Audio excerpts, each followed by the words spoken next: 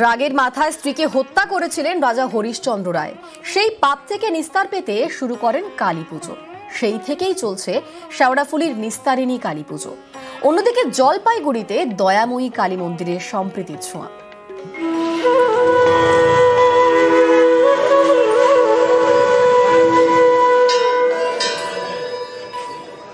গঙ্গার পারে নিস্তারিণী কালী মন্দির, যার প্রতিষ্ঠা হয় 1234 বঙ্গাব্দে।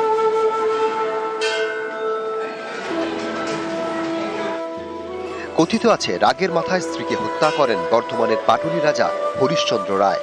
সেই পাপ থেকে নিস্তার পেতেই কালী মন্দির প্রতিষ্ঠা করেন রাজা। নাম হয় নিস্তারিণী কালী মন্দির।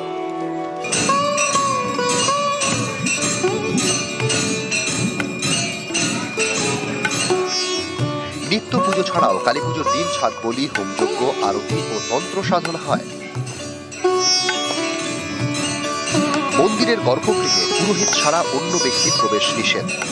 মায়ের এখানে আগে আমিষ ভোগ দেওয়া হতো, এখন সেটা আর নেই। এখন তার বদলে এখানে মাকে ছোলাটাকে আমিষ হিসেবে আমরা এখানে মাকে ভোগ নিবেদন করি।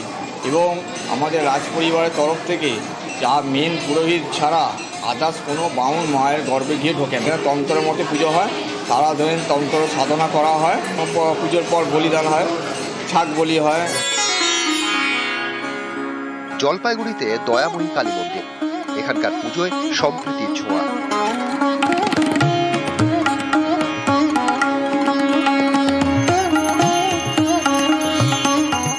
বাংলাদেশের ময়মনসিংহের বাসিন্দা ছিলেন বিমল পাল চৌধুরী। 1947 সাল থেকে ঠিকানা জলপাইগুড়ির ডাঙ্গাপাড়া। এখানেই পরিবার নিয়ে ওঠেন। পরের বছর মন্দির প্রতিষ্ঠা করেন। এর জন্য 2.5 বিঘা জমি দেন বাচ্চু মিয়া নামে এক ব্যক্তি।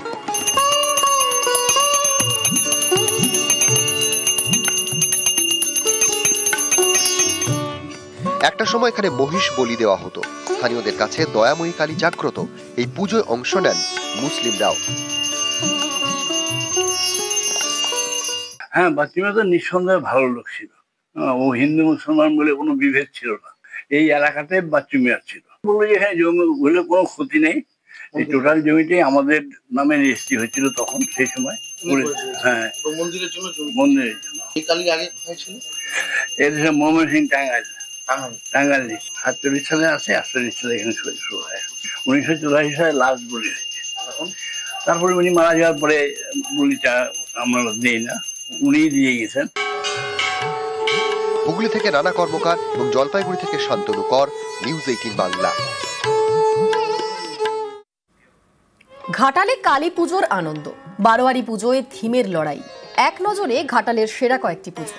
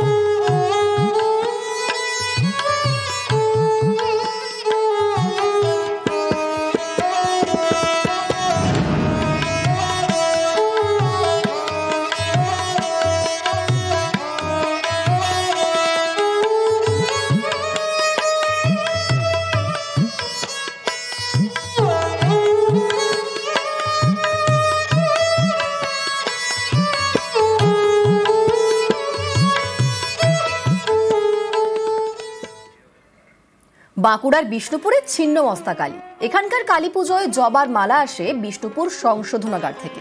মেদিনীপুর শহর এবং হুগলির সীমাগড়ের পুজো ঘিরেও নানান কাহিনী।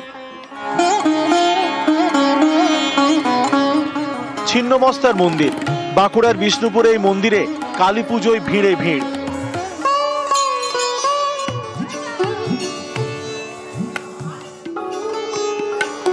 বিষ্ণুপুরে মণিবাবার আশ্রম।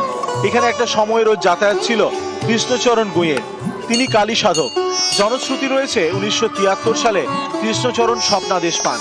বামা খ্যাপা এবং ভৈরবী মাতার আদেশে ছিন্নমস্তা কালী মন্দিরের প্রতিষ্ঠা করেন। সারা বছর এখানে পুণ্যার্থী এবং পর্যটকদের ভিড়। কালী পুজোয় ভিড় আরো বাড়ে।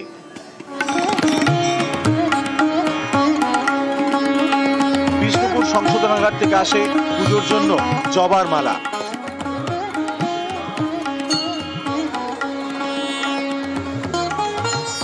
আজকের মতো ভালো একটা দিনে পুজো দিয়ে খুব ভালো লাগলো। এখানে ব্যবস্থাপনাও খুব ভালো। আজকের দিনে মা সকলের মঙ্গল করুন, এটাই চাই। এখানে মনে যে শান্তিটা পাওয়া যায় সেটা মনে হয় অন্য কোথাও গিয়ে পাওয়া যাবে না। মেদিনীপুরের মোটা কালী পুজো। এই পুজো এবার 58 বছরে।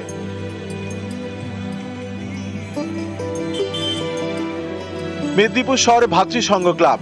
একটা সময় ক্লাবের সদস্যরা নিয়মিত শরীর চর্চা করতেন, কুস্তি অনুশীলন করতেন অনেকে। সেই সময় কালী পুজোর শুরু।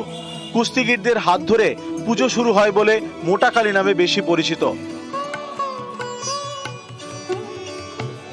এই পুজোর প্রতিমা থাকে গরুর গাড়িতে।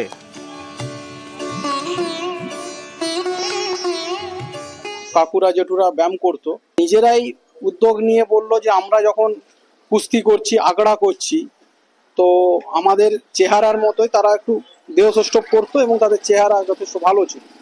তো তারাই তখন তাদের মস্তিষ্ক প্রসূত যে আমাদের যখন চেহারা এত বড় ছোট, তাহলে আমরা ঠাকুরকেও একটু বড় আকার রূপ দেব।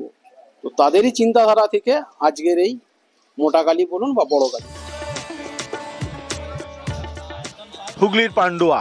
এখানকার সিমলাগড়ে দক্ষিণা কালী পুজো 500 বছরের পুরনো।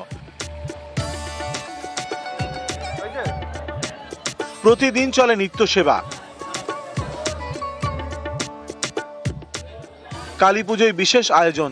108 রকমের ভোগ নিবেদন করা হয়। ভোগের মধ্যে থাকে মাছ।